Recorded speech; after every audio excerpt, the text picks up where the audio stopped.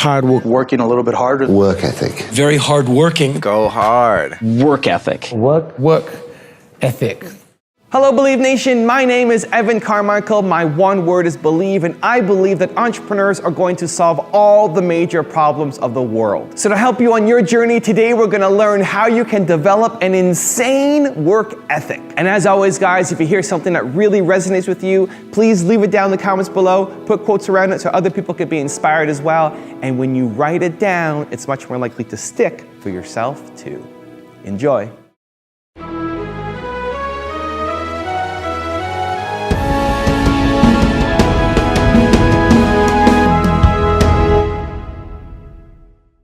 Yes, I get up at crazy hours, whether it's 3 o'clock in the morning, by the way. When we were talking in London, I was getting up at 3 because I had to be on set by 7. So whatever time my call time is, and I tell this to studios and directors and our producers, whatever time my call time, so my call time is at 7, then you back your clock up 4 hours, and then that's when I get up. And I'll train twice. I'll get my cardio in and breakfast, and then I'll go hit the weights. Clanging and banging, we call it. Jack and iron. But like, what time do you go to bed? I mean, you might shoot really late at night. I'm averaging, on a movie, I'll average probably about 5 hours of sleep. You know, hard work pays. I put in a hell of a lot of work all throughout this build-up in the fight. I pumped out more content than anybody, more content than Fox, more content than ESPN, more content than BT Sport, more content than everybody on the Mag Live on my own channels. You know what I mean? I'm a workhorse from all angles, not just in the gym, but I'm building this media empire now myself, and we pumped out the content. I'm very proud of how it went. We consistently, daily movies I was releasing, you know, from like a month ago, every single day. You know what I mean? Nobody's doing that. So I'm very proud of it, and I'm very, like, the work pays, hard work pays, and I put in the work, and that's why I'm sitting at the top. I put it all on the line, I show up, I perform, and I get the results from that. I knew I was wired to be excited about business. How or why, I don't know. But, you know, and there's certain guys that have the genetics to jump out of the gym, right? There's certain guys, you know, that, you know, when they golf, they have the muscle memory and the discipline. You know, Dirk Nowitzki may not be the most talented guy in the NBA, but his discipline and his focus to do what's necessary to be successful, he's willing to do, and combine it with being 7 feet tall and being skilled, you know, it makes him an amazing basketball player. So it's understanding what your skill set is, finding the right place to use those skills, and then going for it. You know, will that make you 250 grand? It depends if you pick the right industry. But whatever industry you pick, if you outwork everybody, if you try to be a little smarter than everybody, if you try to be a better salesperson than everybody, if you try to be better prepared than everybody, you've got your best chance. Because if you don't do it and somebody else does, you know, I have the saying, work like someone's trying to take it all away from you. You know, I actually work like someone's spending 24 hours, working 24 hours to take it all away from you. And that's kind of the way I look at it. I remember asking my dad to, I wanted new basketball shoes because I was a basketball junkie back then. He's like, well, your shoes work. If you want a new pair of tennis shoes, you have to go out there and get a job. And I'm like, Dad, I'm 12 years old, and it just so happens he was playing poker with his buddies, and one of his buddies was like, well, I got a job for you. I've got these garbage bags that we distribute. You can sell them door to door. I'm like, okay. And it was when I was selling them and realizing that I liked to sell and that I could sell, and that I recognized that selling was about providing a service and creating value for people, that I knew that I would, literally back then, I knew that I could always succeed. I mean, I remember I was 16, I think, when I started a stamp company and started going to stamp shows and trade shows and just working a little bit harder than other people and trading up from one stamp to the next. I remember one time I started with a quarter and bought a stamp and left with $50, thinking, hey, if I could do this, I could do anything. And it's not that everything worked. I failed a lot, but I never ever felt like I wouldn't be able to work hard enough to succeed. And so the one thing my father gave me, which was really key, was that work ethic. That ability to get myself up in the morning, no matter how tired I was, to push myself through those pain barriers. And again, the combination of the loss of a mother at 6, and then being sent out to work at 10, I mean, starting work at 5 o'clock in the morning to do the milk round, being dropped off at 8:45 at school in the milk van. You know, that work ethic. So that combination of those two work ethic and great insecurity was what got me to where I went to. You tend to be incredibly modest in terms of describing your talents, and you always seem to belittle your abilities to a certain extent, when clearly there's a reason why everything you do has been working out.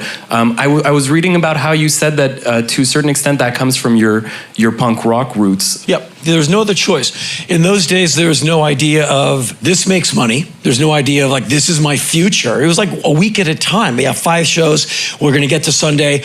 Whew. And even those days were like fraught with turbulence. And so I never really saw a future. None of us did. And some of us, didn't make it. Some of them are dead. And some of them are just kind of trying to recreate their past. And so I realized that I have to be very hardworking because I don't have kind of the ease of talent. And I come from that. And I think in a lot of ways it served me very well, in that I am as kind of hardworking as I've ever been, completely without confidence. I have none. I don't want any, because I think you turn your back on the thing, and that's when you get gored, is when you think, I got this. I never think I got this. I think, oh man, don't screw this up. And I go at everything, like including you and I sitting here right now. I'm trying to be fully engaged.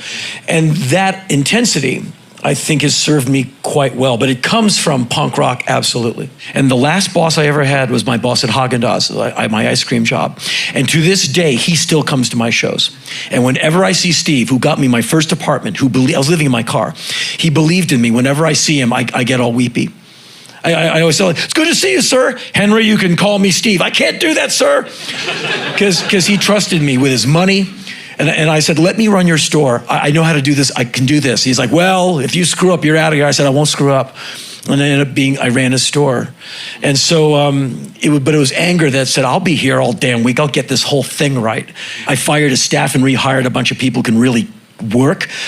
And it was out of anger. Like, I'll be back in 4 hours to run this $3.75 an hour job into the ground. And then I joined Black Flag, and I thought I was a hardworking person. Then you meet the guys in Black Flag who are so driven. You see Greg Ginn work 23-hour days. Like, Greg, you're still on the phone. I know.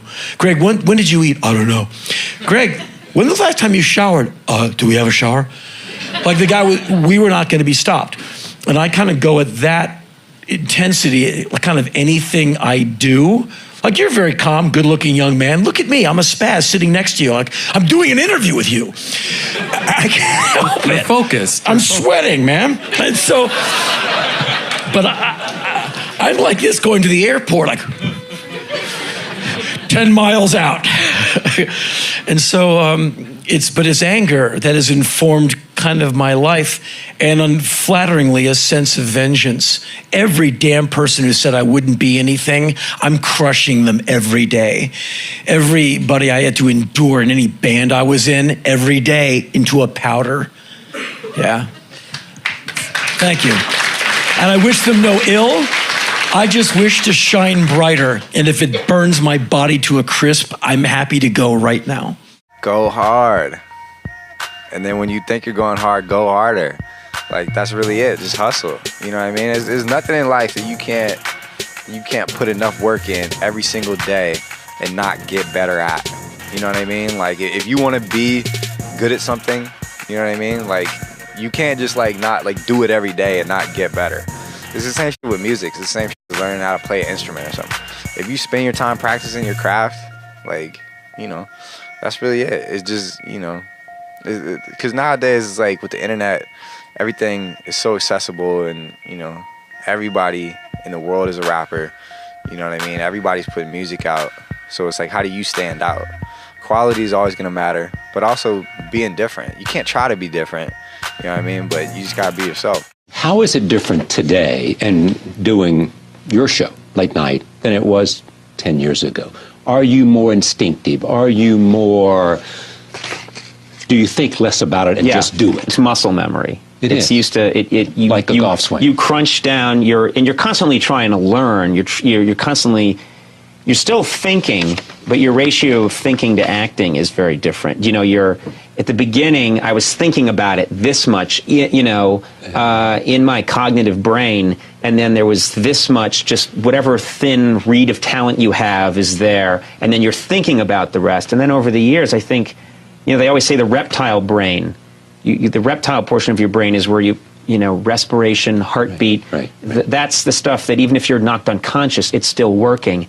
I really believe a lot of my talk show or comedy instincts are now in my reptile brain, that you could knock me out and my heart would still beat, I'd still breathe, and I'd still be asking Lindsay Lohan, some stupid question. You have become, some way, part of your DNA. It's become part of your DNA. Yeah. I think a lot of it is you have to have some ability, but then it's just how much will. I really do think there's just think people underestimate. It doesn't sound sexy. It doesn't sound cool. How much do you want it? Work ethic, and just how badly do you want it? And there have been, many times in the, throughout the years of doing my show where I've thought, you could shoot me in the chest before I walk out there, and I'll still walk out there and do that show, and then I'll come backstage and die. But we're doing that show.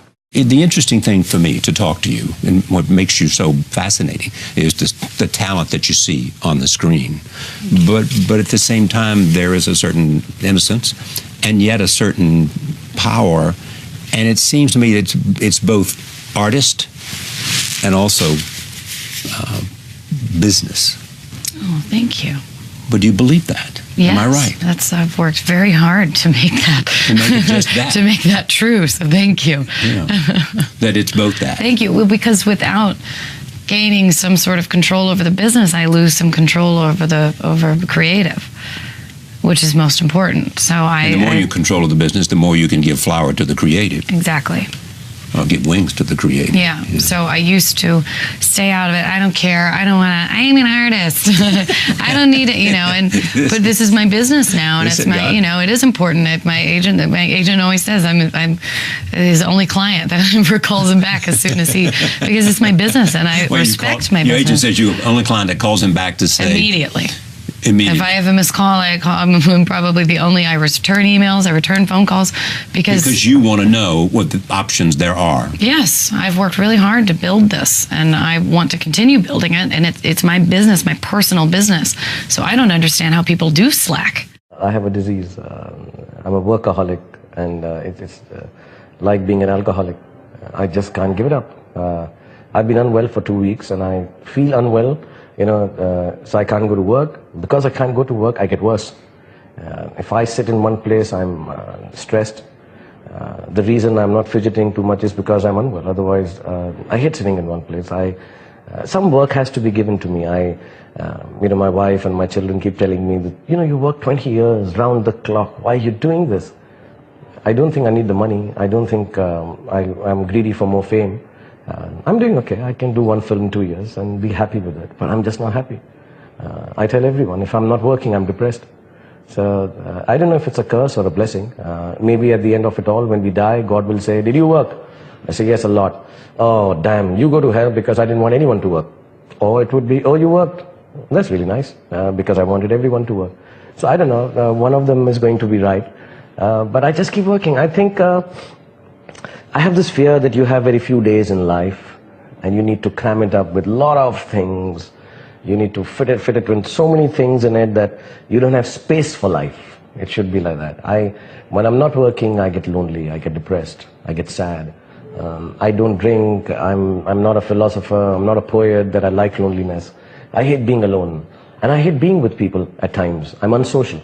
I'm very odd with people. So what happens is I have replaced people with work in my life. Because when I'm working, I'm with a lot of people.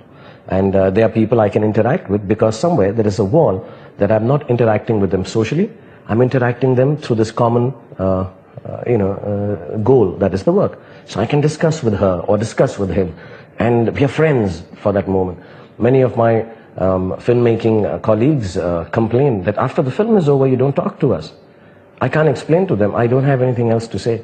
I love you. I miss you. But I miss you through the work. I don't... I'm very fond of a lot of people. A lot of people I love like family. And I can't pick up the phone and talk with them. I can't socialize with them. I can't sit and chat with them. But when we are working, I can just be with them. So I don't know, work is sort of, I have replaced loneliness, depression, and people with work. When you come from the working class background that I come from, I feel guilty at 10 to 5 if I'm not in the office. I know that might sound strange to you, but there's a work ethic that I have to be half dead not to go to work. It's a kind of a work ethic that's built into me, yeah?